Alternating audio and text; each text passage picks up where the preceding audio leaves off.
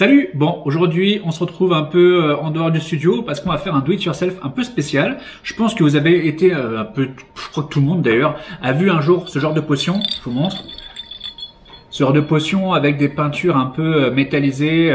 Voilà, on en voit un peu partout puisque maintenant, il y a même des boissons qu'on peut boire qui sont sous ce format-là.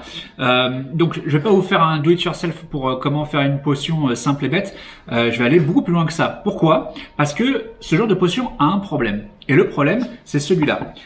Ça, c'est une potion, par exemple, que j'ai fait il y a pas très longtemps, il y a quelques heures. Et on voit que la peinture, en fait, métallisée est tombée en bas. Donc, j'ai laissé le récipient exprès, mais bon, bref.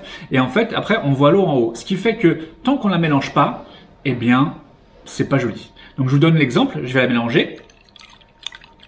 Voilà. Et là, c'est super beau. On voit les couleurs qui se mélangent, etc., etc. Donc, avec les effets de nacré, les effets de métallisé. Donc le problème avec toutes ces potions, d'ailleurs je sais que je vous ai montré tout à l'heure, voilà, on voit que là ça commence déjà à plus vraiment voir les reflets. En fait, ça fait une espèce de blanc laiteux et on voit plus les reflets un peu métallisés. Donc il faut que je le remélange pour que là on puisse voir de nouveau les effets métallisés.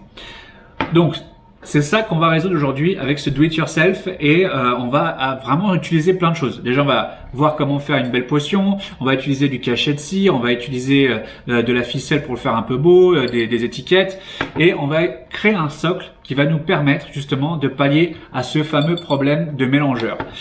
Alors la première étape, c'est évidemment on va créer les potions avec les liquides. Donc pour ça, on a deux flacons vides. On a pris deux formes différentes pour faire un truc un peu plus cool. Et on a acheté ce genre de choses. Donc en fait, c'est de la peinture métallisée qui se dissout dans l'eau. Donc ça se présente sous forme de petits carrés, comme ça.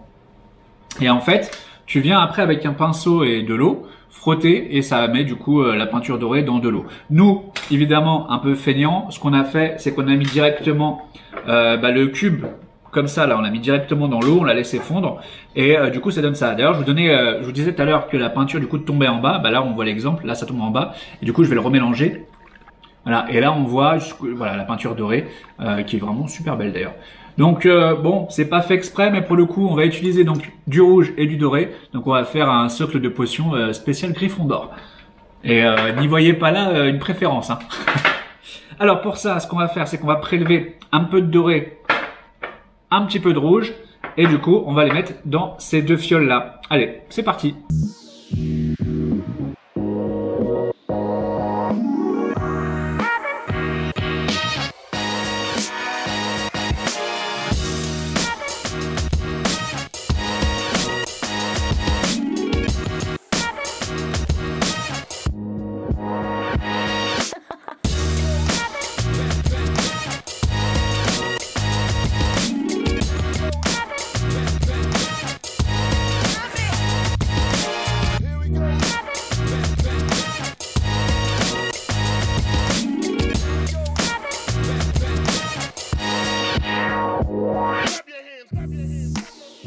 Donc là voilà, on a fait nos deux potions, donc la dorée et la rouge, Gryffondor.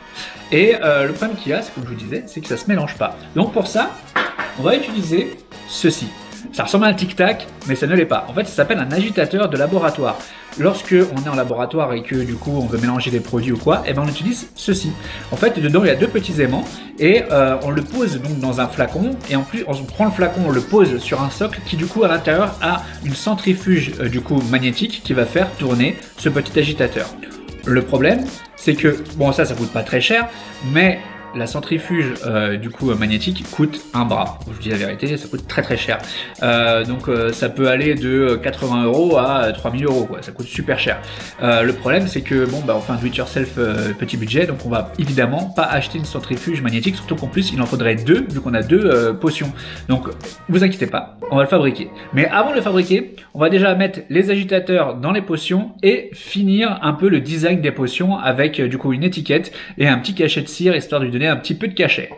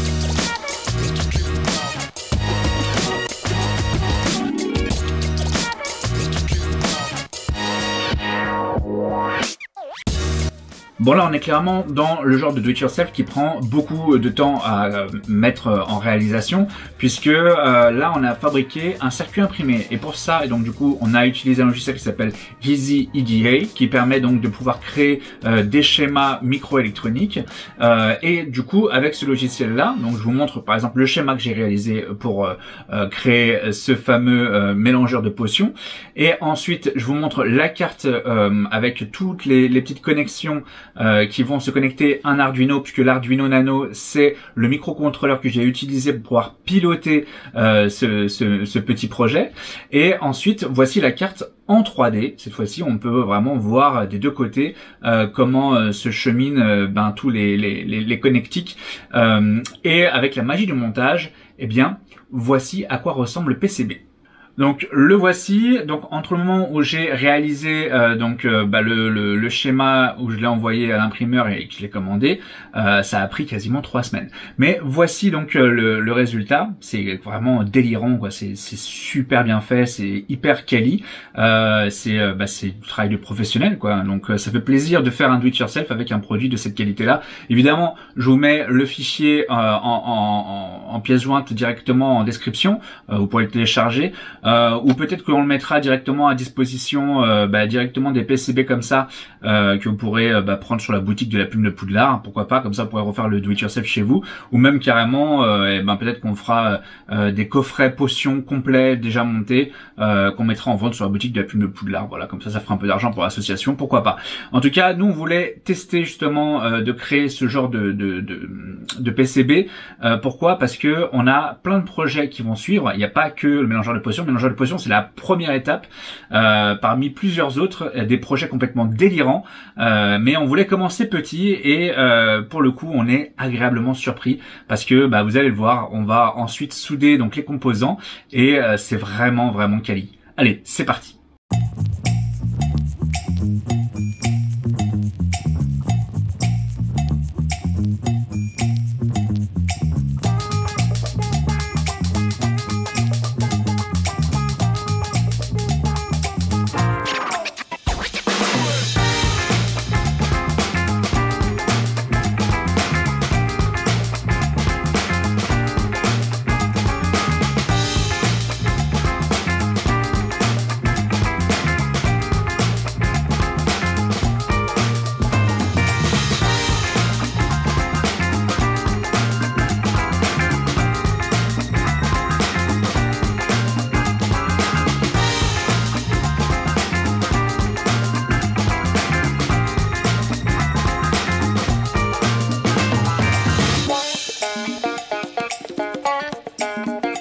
Voilà, ça y est, le PCB du coup est monté avec son Arduino et toutes les connectiques qui vont bien pour les moteurs et pour l'alimentation. Maintenant on se retrouve donc sur le logiciel Arduino IDE, qui est donc un éditeur de code et qui me permet de pouvoir coder le code qui va piloter les moteurs et les lumières. Voilà, c'est bon, le code est envoyé donc dans l'Arduino, on voit qu'il fonctionne, donc il n'y a pas de souci. Donc maintenant on va s'attaquer au boîtier qui va recevoir tous nos composants. Donc là, je suis dans l'atelier parce que j'ai été acheter donc des boîtes à thé, petite boîte comme ça, sympa, à 3 € chez Action. Et du coup, on va la transformer. C'est ça qui va me servir de support pour pouvoir mettre dedans tout le mécanisme avec les moteurs, les lumières, etc. Et pour 3 €, franchement, ça sert à rien de fabriquer une boîte vu qu'il y a déjà ça avec un support en verre ici. Le problème, c'est que, je sais pas si vous allez voir, il y a un petit dessin dessus avec écrit T. En anglais, donc du coup on va déjà commencer par l'effacer avec de l'acétone si ça fonctionne, je pense que oui, et ensuite on va du coup la modifier pour pouvoir ajouter un interrupteur et une prise électrique qui permettra donc de relier l'alimentation pour alimenter l'Arduino.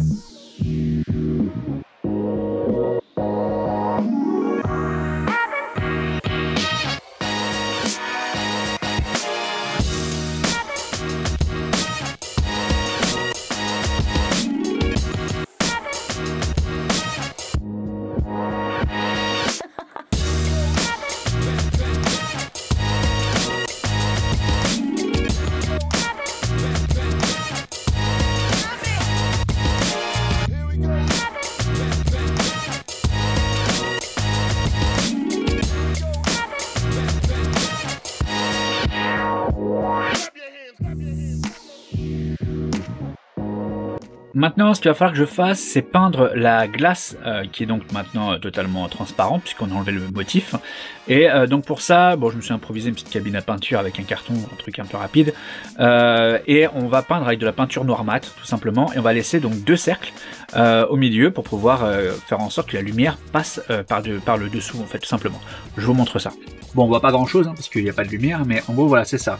Donc là, on a la paroi intérieure donc, de la boîte. J'ai mis dessus 2 ampoules qui sont grillées, donc du coup, elles vont me servir de pochoir. Et donc, quand je vais appliquer la peinture, normalement, du coup, il n'y aura pas de peinture au niveau des 2 lampes. Allez, c'est parti, on applique la peinture.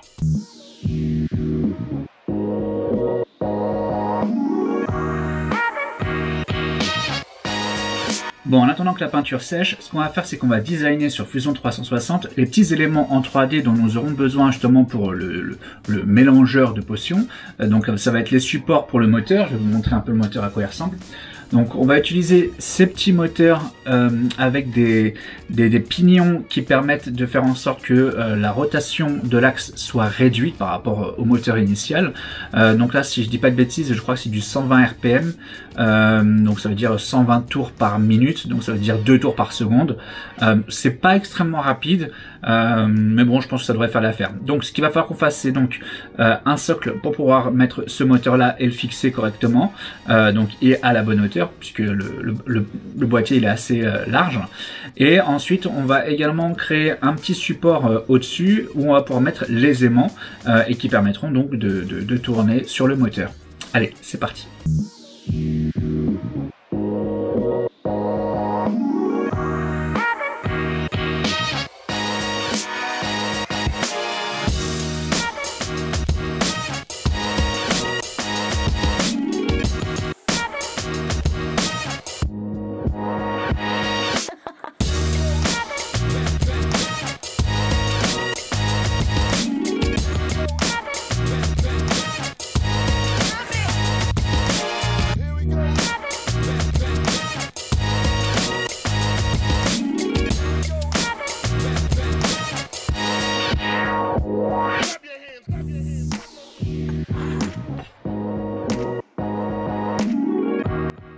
Voilà, donc vous l'avez vu, les impressions 3D sont terminées. Entre temps, la boîte elle a séché et les résultats est même plus beau que ce que j'aurais imaginé.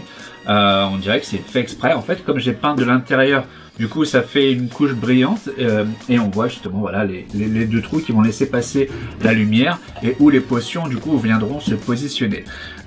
Du coup, donc les pièces que j'ai imprimées, elles sont là, vous les avez vues il y a quelques secondes. Hop. Et donc il va falloir les installer donc dans cette boîte là à l'intérieur avec la bande LED et avec les moteurs et raccorder toute la partie électrique et ensuite normalement ça devrait fonctionner. Allez, c'est parti, on attaque le montage. Voilà, donc là j'ai fait le repérage pour placer les moteurs vraiment au centre des cercles. Et du coup on va pouvoir donc directement les coller au fond, donc c'est pour ça que j'ai fait des petits repères avec des cercles. Et on va pouvoir coller également les aimants dans les supports qui vont être rotatifs. Donc là, il faut en mettre qu'un à la fois, sinon après ils se collent les 2 entre eux. Donc on va en coller un et après on collera le deuxième. Mais d'abord, on s'occupe des supports moteurs.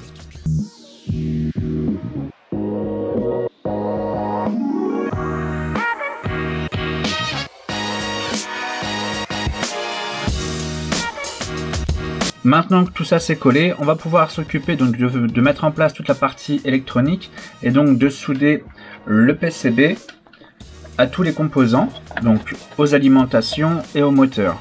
Donc du coup, on va commencer par relier l'alimentation. Donc là, il y a l'interrupteur avec l'alimentation plus et moins. Donc on va relier l'interrupteur à l'alimentation plus et ensuite on va raccorder le PCB à l'alimentation moins ici et au plus ici.